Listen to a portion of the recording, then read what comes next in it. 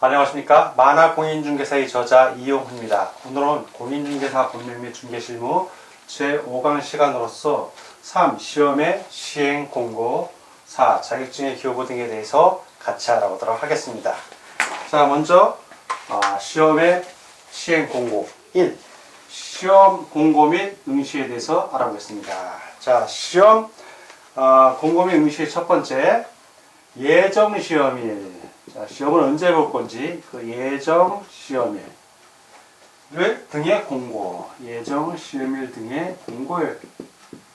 자, 시험 시행 기간장은 국토교통부 장관 또는 시도지사를 말합니다.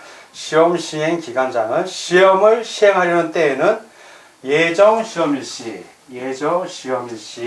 그리고 시험 방법 등 시험 시행에 관한 개략적인 사항. 자, 이 개략적인 사항입니다. 개략적인 사항을 매년 언제까지? 2월 말. 자, 2월 말일까지 일간신문, 관보, 방송 중 하나 이상의 공고하고 인터넷 홈페이지 등에도 이를 공고해야 한다. 그래서 언제 시험 본 거지? 2월 말일까지니까 2월 말일 전에 공고를 하게 됩니다.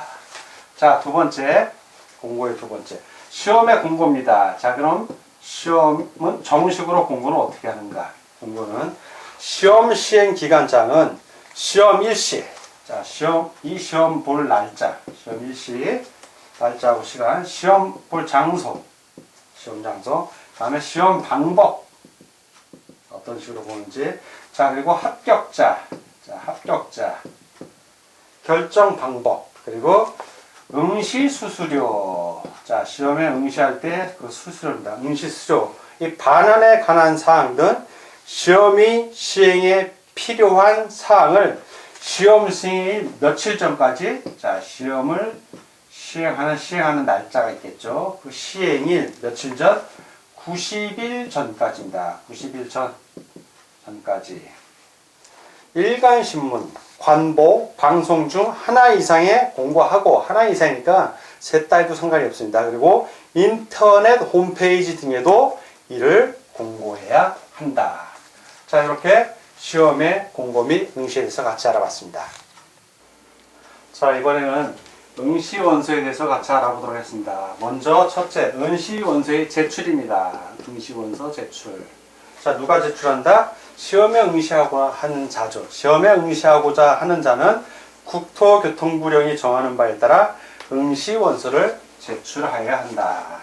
자, 국토교통부 장관이 시험을 시행하는 경우 응시원서를 제출하는 자는 국토교통부 장관이 결정 공고하는 수수료를 납부하여야 한다. 그래서 3만원 내에 금액을 내고 응시를 하게 됩니다. 자, 두 번째, 응시원서의 두 번째. 자, 그럼 응시 수수료 반환, 시험을 못 보는 경우가 있지 않습니까? 사람이 개인적인 사정이 있든 어떤 공적인 사정이 있든 그 반환 기준입니다. 응시 수수료 반환 기준. 자, 응시원서를 냈는데 응시원서 낼 때 응시 수수료를 냅니다. 응시 수수료. 그런데 일정한 경우에 반환을 하게 되는데 그 기준에 대해서 알아보도록 하겠습니다. 시험 시행 기간장은 응시 수수료를 납부한 자가 응시 의사를 철회하는 경우에는 다음의 응시 수수료 반환 기준에 따라 응시 수수료의 전부 또는 일부를 반환하여야 한다. 5가지가 나옵니다. 첫 번째, 반환 기준 첫 번째, 수수료를 과오납한 경우입니다. 과오납. 자, 관납 또는 오납한 경우 과오납한 금액 전부를 돌려줍니다. 자, 두 번째는 시험 시행 기간의 귀책사유. 시험 시행을 한 이 기간이 잘못한 거예요. 이 기간의 귀책사유, 책임이 돌아가는 사유죠. 귀책사유로 시험에 응하지 못한 경우, 이 경우에는 납입한 수수료 전부를 돌려주게 됩니다. 자, 세 번째, 응시원서 접수기간입니다. 응시원서 접수하는 기간이에요. 요 접수하는 기간 내에 접수를 취소하는 경우, 이 경우에는 납입한 수수료 전부, 자, 이럴 때는 전부를 돌려줍니다. 자, 네 번째, 응시원서 접수 마감일, 이 다음날, 마감이 끝난 거죠. 마감이 끝난 그 다음날입니다. 마감이 끝난 다음날. 자, 다음날부터 7일 이내입니다. 7일 이내. 자, 7일 이내에 접수를 취소하는 경우. 이 경우에는 납입한 수수료의 100분의 60. 자, 100분의 60이니까 60%죠. 돌려줍니다. 자, 다섯 번째. 사회에서 정한 기간을 경과한 날부터 즉 마감이 끝나고 7일이 지났다는 얘기죠. 7일. 자, 마감이 지난 7일이 초과되고, 그날부터, 자, 이거 4번이 지난 다음 날부터 시험 시행인, 자, 시험을 시행합니다. 자, 시행하는 날짜, 며칠 전? 예, 10일 전이죠. 10일 전. 10일 전까지 취소하는 경우가 있습니다. 이런 경우에는 납입한 수수료의 100분의 50, 자, 50%를 돌려줍니다. 이러한 기준에 의해서 응시수수료를 반환해 줍니다. 자, 이번에는 4. 자격증 교부 1. 시험 합격자의 결정에 대해서 같이 알아보도록 하겠습니다. 시험 합격자의 결정. 시험은 1차 시험하고 2차 시험 둘로 나뉩니다. 그래서 2차 시험. 그러니까 시험 합격자의 결정도 1차 시험의 합격자 결정, 2차 시험 합격자의 결정 둘로 나뉘어 볼 수 있습니다. 먼저 제1차 시험의 합격자는 어떻게 결정하냐? 매 과목 100점을 만점으로 하여 매 과목 각 과목입니다. 40점 이상. 그리고 전 과목 평균입니다. 전 과목 평균 몇 점 이상? 60점 이상 득점한 자를 합격자로 한다. 이런 경우에 이제 합격자가 되는 겁니다. 자, 2차 시험 역시 제2차 시험 합격자 결정도 1차 시험과 같다. 네, 1차 시험과 같습니다. 자, 그런데 선발 인원을 예정 공고한 경우가 있습니다. 선발 인원을 예정 공고한 경우. 자, 이 경우에는 시험 시행 기간의 장이 공인중개사의 수급상 필요하다고 인정하여 정책심의위원회의 의결을 거쳐 미리 선발 예정 인원을 공고한 경우에는 매 과목 40점 이상인 자 중에서 선발 예정 인원의 범위 안에서 전 과목 총 득점의 고득점자 순으로 합격자를 결정한다. 그래서 선발 예정 인원을 공고한 경우에는 평균 점수는 들어가지 않습니다. 또 알아두시기 바랍니다. 자, 그러면 다음 이제 자격증의 교부에 대해서 같이 알아보겠습니다. 자격증의 교부. 1. 합격자 자격증의 교부. 자, 합격을 하면, 자, 합격자입니다. 시험에 합격을 하면 이 합격자 자격증은 어떻게 교부하는가? 자, 합격자 자격증 교부. 시험 시행 기간장은 합격자가 결정된 때에는 이를 공고하여야 한다. 먼저 시험 시행의 기간장. 자, 시험 시행 기간의 장입니다. 시험 시행의 기간장은 합격자가 결정된 데는, 자, 합격자가 결정이 됐습니다. 그러면 이것을 어떻게 해야 된다? 공고를 해야 하죠. 예, 공고를 합니다. 자, 공고하는 사람은 시험 시행 기간장이었고, 두 번째, 이제 교부하는 겁니다. 바로 시도지사가 교부를 합니다. 시도지사는 시험 합격자의 결정 공고일부터 몇 개월 이내에 1개월 이내에 시험 합격자에 관한 사항을 공인중개사 자격증 교부 대장에 기재한 후 시험 합격자에게 공인중개사 자격증을 교부합니다. 교부하여야 한다. 예, 법에 기록되어 있는 사항입니다. 자, 시험 합격자의 자격증 교부를 알아봤고, 다음은 자격증의 재교부. 자, 자격증을 다시 교부하는 경우가 있어요. 재교부. 어떤 경우냐면 공인중개사 자격증을 잃어버리거나, 자, 이런 경우는 재자 다시 교부한다는 얘기니까 잃어버렸거나, 자, 잃어버리거나 못 쓰게 된 경우. 자, 못 쓰게 된 경우. 잃어버린 거는 분실세가 현재 없다는 얘기고, 못 쓰게 된 것은 뭐 파손됐거나 찢어졌거나 불에 탔거나 그런 경우입니다. 이 경우에는 시도지사에게, 자, 이 자격증을 교부한 시도지사에게 재교부를 신청할 수 있다. 다음 이제 결격사유입니다. 결격사유. 어떤 경우에 이제 결격사유가 있나? 결격사유. 공인중개사 자격이 취소되는 거. 자, 공인중개사 자격이 취소되는 경우입니다. 자격 취소. 자격이 취소된 후 3년, 요거 꼭 기억하십시오. 3년. 취소된 후, 자격 취소 후 3년이 경과되지 아니한 자는 공인중개사가 될 수 없다. 즉 3년이 넘어가면 공인중개사가 될 수 있으니까 결격사유에서 벗어나지만 가격이 취소된 후, 자격 취소된 후 3년 이내에 있는 사람은 결격사유에 해당이 된다는 얘기입니다. 다음 3번. 자격증의 양도대여 등의 금지에 대해서 같이 알아보도록 하겠습니다. 양도대여의 금지. 먼저 의의를 읽어보겠습니다. 의의. 공인중개사는 다른 사람에게 자기의 성명을 사용하여 중개 업무를 하게 하거나 자기의 공인중개사 자격증을 양도 또는 대여하여서는 아니 된다. 그래서 양도, 대여는 하면은 안 된다. 자, 그리고 누구든지 다른 사람의 공인중개사 자격증을 양수하거나 대여받아 이를 사용하여서는 아니 된다. 양도 대여하는 것도 안 되지만 양수, 빌리는 거죠. 또는 대여받아 사용하는 것 역시 안 됩니다. 자, 이것을 위반했을 때, 위반을 하면 어떻게 되는가? 자, 이 위반했을 때는 1년 이하의 징역 또는 1천만 원 이하의 벌금에 처해합니다. 이건 형사처벌되는 겁니다. 그래서 양도대여 절대 금지가 됩니다.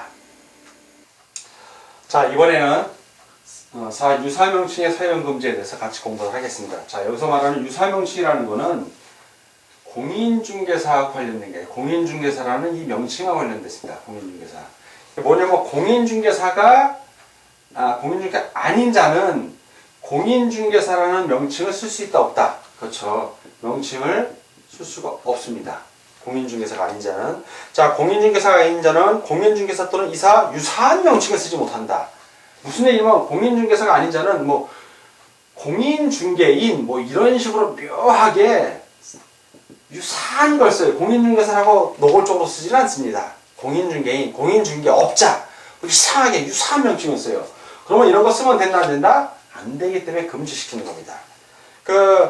부칙에서 인정한 개업공인중개사 있죠. 문제가 되는 거는 부칙에서 인정한 개업공인중개사들, 부칙 인정 개업공인중개사하고 중개보조원들, 자, 중개보조원, 소속공인중개사하고 개업공인중개사는 공인중개사 명칭 사용하면 됩니다.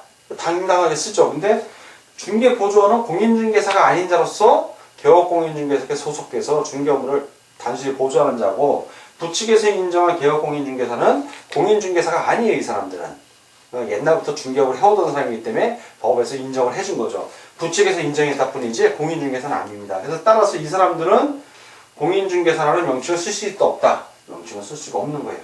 유사명칭도 쓰면 안 돼요. 그래서 중개인이라고 그러지만 지금은 부칙인정 개업공인중개사예요. 부칙인정 개업공인중개사나 중개보조원은 명함이나 출판, 인쇄, 광고 등에 있어서 공인중개사 또는 이와 유사한 명칭을 사용해서는 안 됩니다. 근데 이 유사명칭 사용 금지를 위반을 하면 이 사람들이 쓰면 안 되는데 뭐 공인중개인, 공인중개업자 뭐 이런 식으로 쓰게 되면 다 유사명칭 사용 금지 규정을 위반한 거기 때문에 1년 이하의 징역, 1년 이하의 징역 또는 1천만 원 이하의 벌금형에 처해집니다. 그래서 이 벌이 엄해요. 그래서 유사명칭은 절대로 사용하면 안 되는 겁니다. 다음 이제 명칭이에요. 이 명칭은 아까 유사명칭은 공인중개사라는 명칭을 유사하게 쓰니까 금지시킨 거고, 이 명칭은 중개사무소의 간판과 관련된 겁니다. 간판. 그래서 이 명칭은 이 사무소, 중개사무소하고 관련된 게 사무소와 관련된 거.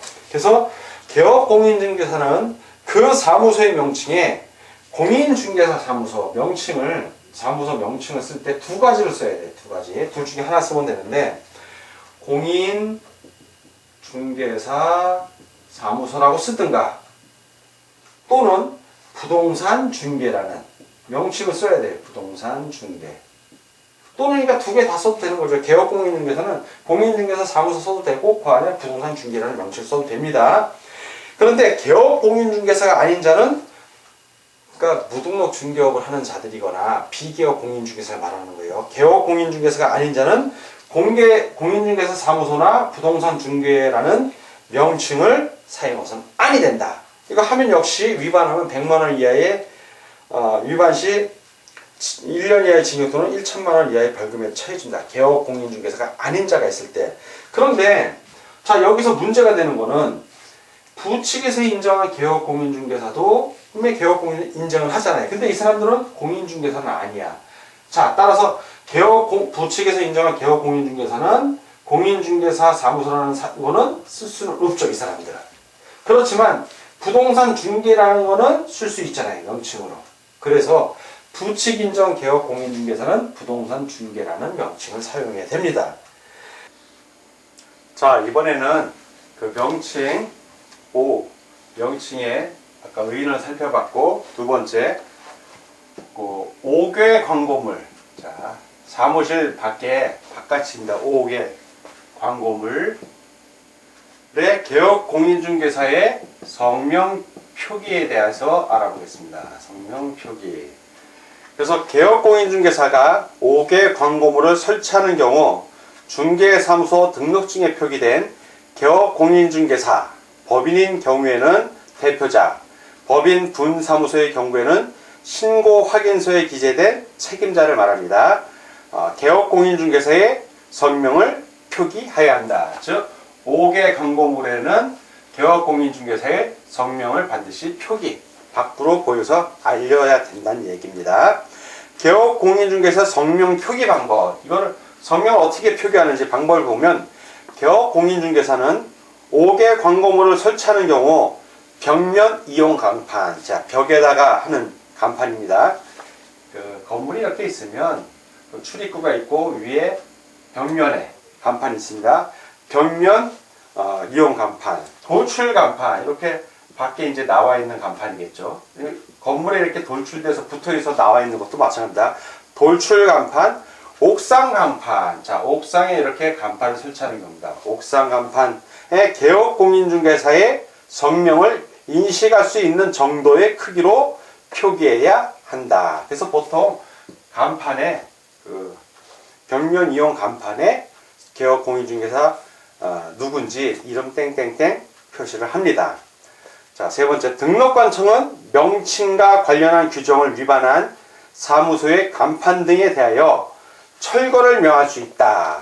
즉, 성명을 표기 안 했다든가 규정을 위반하는 거죠. 그런 경우에는 철거를 명할 수 있습니다. 이 경우 그 명령을 받은 자가 철거를 이행하지 아니하는 경우에는 행정 대집행법에 의하여 대집행을 할 수 있다. 대신 집행한다는 얘기죠. 강제 철거하는 겁니다. 자, 이번에는 6. 중개 대상물의 표시 광고에 대해서 같이 알아보도록 하겠습니다. 첫 번째, 의의. 자, 의의. 개업공인중개사가 의뢰받은 중개 대상물에 대하여 표시 광고, 이거는 표시 광고의 공정화에 관한 법률에 따른 표시 광고를 말합니다.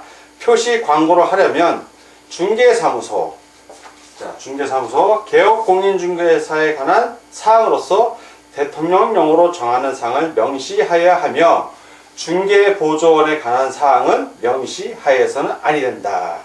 자, 그래서 중개사무소 개업공인중개사에 관한 사항은 명시하지만 누구는 안 된다? 중개보조원에 관한 사항은 명시하여서는 아니 됩니다. 두 번째, 개업공인중개사가 인터넷을 이용하여 중개 대상물에 대한 표시 광고를 하는 때에는 1에서 정한 사항 외에 중개 대상물의 종류별로 대통령령으로 정하는 소재지, 면적, 가격 등의 사항을 명시하여야 한다. 세 번째, 개업공인중개사가 아닌 자는 중개 대상물에 대한 표시 광고를 하여서는 아니 된다. 자, 그래서 중개 대상물에 대한 표시 광고는 누구만 할 수 있다? 개업공인중개사만 가능하다는 거 기억해 주시기 바랍니다. 자, 두 번째는 부당한 표시 광고의 금지. 자, 부당한 표시 광고의 금지입니다. 부당한 표시 광고의 금지. 개업공인중개사는 중개 대상물에 대하여 다음의 어느 하나에 해당하는 부당한 표시 광고를 하여서는 아니 된다. 첫째, 중개 대상물이 존재하지 않아서 실제로 거래를 할 수 없는 중개 대상물에 대한 표시 광고. 자, 일단 존재하지 않는 것은 이거는 표시 광고를 하여서도 안 된다는 얘기입니다. 표시 광고 역시 안 된다. 존재하지 않는 것. 두 번째, 중개 대상물의 가격 등 내용을 사실과 다르게 거짓으로 표시 광고하거나 사실과 과장되게 하는 표시 광고 역시 금지입니다. 거짓으로 하는 것도 안 되고 과장하는 것도 금지됩니다. 안 된다는 얘기죠. 자, 세 번째, 그 밖에 표시 광고의 내용이 부동산 거래 질서를 해치거나 중개 의뢰인에게 피해를 줄 우려가 있는 것으로서 대통령령으로 정하는 내용의 표시 광고. 즉, 부동산 거래 질서를 해치는 것 역시 표시 광고를 해서는 안 됩니다. 자, 세 번째, 인터넷 표시 광고 모니터링입니다. 인터넷 표시 광고 모니터링. 자, 1. 국토교통부 장관은 인터넷을 이용한 중개 대상물에 대한 표시 광고가 규정을 준수하는지 여부를 모니터링 할 수 있다. 자, 이 모니터링의 주체는 누구다? 국토교통부 장관입니다. 둘, 2. 국토교통부 장관은 이에 따른 모니터링을 위하여 필요한 때에는 정보통신 서비스 제공자에 따른 정보통신망 이용 촉진 및 정보보호 등에 관한 법률에 따른 정보통신 서비스 제공자를 말합니다. 정보통신 서비스 제공자에게 관련 자료의 제출을 요구할 수 있다. 이 경우 관련 자료의 제출을 요구받은 정보통신 서비스 제공자는 정당한 사유가 없으면 이에 따라야 한다. 3. 국토교통부 장관은 모니터링 결과에 따라 정보통신 서비스 제공자에게 이 법 위반이 의심되는 표시 광고에 대한 확인 또는 추가 정보의 게재 등 필요한 조치를 요구할 수 있다. 이 경우 필요한 조치를 요구받은 정보통신 서비스 제공자는 정당한 사유가 없으면 이에 따라야 한다. 그래서 인터넷 표시 광고 모니터링은 국토교통부 장관이 한다는 걸 기억해 주시기 바랍니다. 자, 오늘은 제5강 시간이었고 3. 시험의 시행 공부부터 6. 중개대상물의 표시 광고에 대해서 같이 공부하였습니다. 오늘 공부하느라고 수고 많으셨습니다. 다음 시간에 뵙겠습니다. 감사합니다.